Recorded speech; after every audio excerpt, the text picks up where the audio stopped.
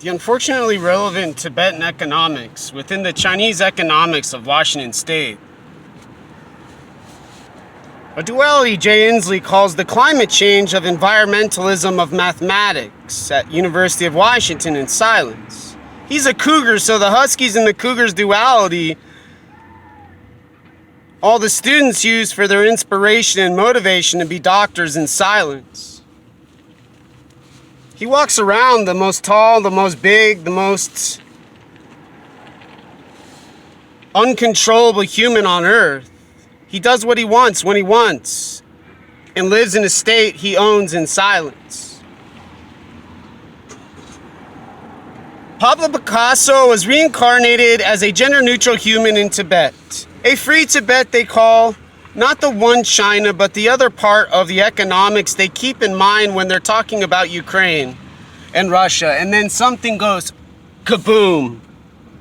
And they have to say, oh my gosh, people are suffering in silence. Please be quiet in silence. So I blow my brains out in silence and I sit in silence.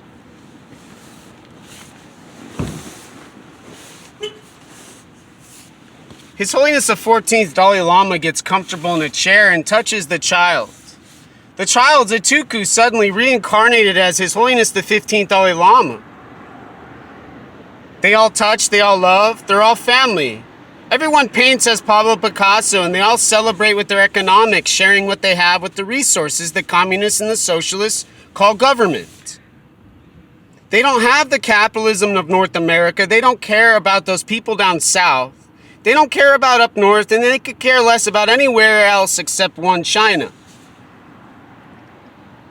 But until Seattle and Jay Inslee brought over to Washington State their awareness holder, they were completely unaware, and all those sailors died in the Iraq-Afghanistan war from burned pits in silence. It was too bad. They were too busy studying what needed to save my life to be a slave in their technological economics. I could care less. I wish I would have died to save those people who needed my brain and my body. They keep alive to have a brain and body and money. With those $1,251 to go spend to keep everyone happy, well fed in their homes, driving their cars and buying what they want, living wherever they want, flying and driving and taking their boats all across the land they own in silence.